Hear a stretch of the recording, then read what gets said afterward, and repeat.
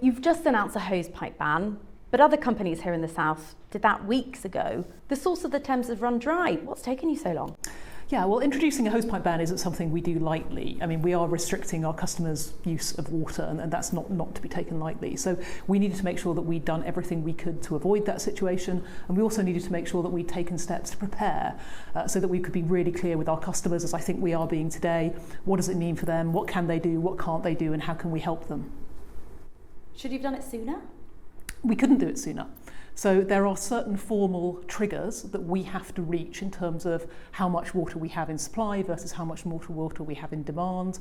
And when we get to those triggers, then we are technically allowed to go to a hosepipe ban. Now, we didn't pass those triggers until a few weeks ago. Passing those triggers meant we started our preparations. That's when you saw us ramping up our campaign and asking people to use water wisely. And now today we're actually formally issuing the notice that the hosepipe ban will come into effect on the 24th of August. I mean, some people would say it started raining now. Do we still need one? I'm afraid we do, yes. So really, we do have quite a shortage of water. So we've had a very, very dry year. We've had less than 65% of the rainfall we would expect in the year. We had that incredibly hot, dry July, and I know it doesn't seem like that now. But really, if it rains for the next 3 or 4 months, we will still be in drought. We still won't see that water supply replenished in rivers and groundwater. So I'm afraid, yes, it may be raining, but we do still need the hosepipe ban. All across the Thames Valley in the last few weeks, we've seen a huge number of leaks and burst pipes. That's not good enough, is it? Yeah, and I understand how that seems to people, because we are asking people to use water wisely, we're asking people to use less water, and at the same time people expect us to do our bit, and I completely understand that. The first thing to say is we are absolutely on the case in terms of reducing leaks. This is a big priority for us. But of course the problem is that the hot, dry weather itself hasn't helped us at all. So with the hot, dry weather, the ground has been drying out, that's been causing our pipes to crack, and that's been sending leaks really up in terms of the numbers of leaks that we're seeing. You say water is a precious resource. You're wasting a quarter of it. Gold companies don't do that. Steel companies don't go dropping steel off their lorries, a quarter of it every year. The reality is that it's customers and their wallets that are the precious resource for you, isn't it? No. We are working really hard to fix leaks. I completely understand, especially at a time when we are asking customers to use water wisely, especially at a time when we're bringing in a hosepipe ban. People expect us to do our bit. We are absolutely leaning in on leaks, but we could fix every single leak across Thames Water's patch, and we would still need to go into a hosepipe ban. Water is an incredibly precious resource. We are trying to conserve it, but of course, you know, customers' bills, customers' ability to pay is not limitless. So the work that we need to do has to stay within a price that customers can afford to pay. So it is a balance there, but we're absolutely very, very keen to use water wisely, and especially when we're asking customers at this time to use less themselves. Okay. And you said that the hot weather hasn't helped you, but that's because your pipes are old, isn't it? A lot of our pipes are old, yes. I mean, something like 15% of our pipes in London are more than 100 years old. And we've had programmes of work in place for many years now to replace those pipes. But of course, you know, every time we replace a pipe, for example, in London, there's a lot of disruption. You know, you have to dig a big hole in the road, you have to take that sort of water main out of service, then you have to put a new water main in. It takes time. So, you know, we do need to get on and do that, and we are doing a lot of that, but we can't do it literally overnight for the whole network. It does take many years. It does take many years. But the reality is that Thames Water was founded in 1989, which has given you 33 years to replace that Victorian infrastructure. The reality is, as a company for decades, you've just chosen not to, haven't you?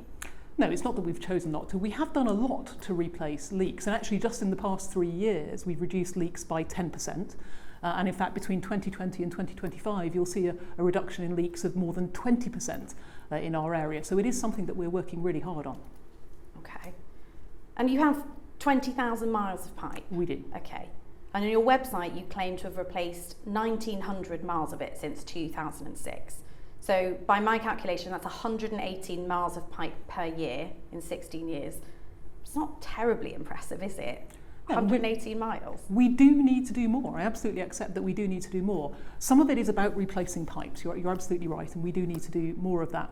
Some of it is actually about managing the network in a different way. So one of the things that we are doing at the moment is we're spending more than £50 million on a programme to do what we call calming, network calming. So it's basically about managing the pressure through the network so we cause less disturbance to the pipe, and therefore the pipe is less likely to crack. So replacing pipes is quite an expensive thing to do, and we need to keep customers' bills down. So we don't need to replace pipes where replacing pipes isn't the right answer. So it's a combination of measures: pipe replacement, pipe relining, and also things like better network management. When you say you want to keep your customers' bills down, but you gave your former chief executive a £2.8 million payoff to leave, that's despite the fact that he was ousted by your own board for failing to do the job, and you've given your new chief executive a £3.1 million golden hello.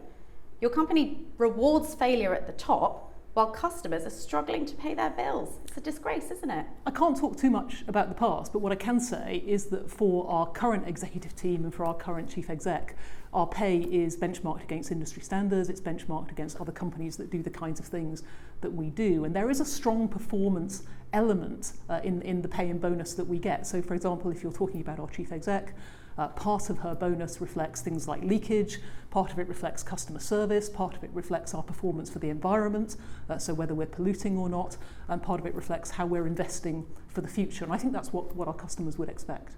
So based on that then, and given, as you've admitted, the huge number of leaks this summer, we would expect a lower bonus this financial year, would we? Well, let's be clear, we are meeting our leaks target. We are actually on target to reduce leaks compared to the target that our regulator Ofwat sets for us. And I think if we are delivering against those targets, then I think it's reasonable for people to be rewarded for meeting the target. Obviously, that might not be as much as people expect, but actually those targets are set, and they're really quite tough. They're set by Ofwat. Okay. Every year, you pour millions of litres of sewage into our rivers, so much we don't even know how much. You say you care about the environment, but you haven't committed to any reductions in that by 2025, where other companies have. Why not? That's not true. So let's be clear. We have said, as Thames Water, and our chief exec Sarah Bentley has said this on the record repeatedly, discharge of untreated sewage into rivers is unacceptable. And we're absolutely clear about that. We have committed to reducing our discharge of untreated sewage in rivers. We've got a programme in place at the moment that sees us reduce that discharge by 50% by 2030. And actually in sensitive areas, that discharge is going to be reduced by 80% by 2030. That's 8 years away. Other companies have pledged to do it by 2025, in 3 years' time.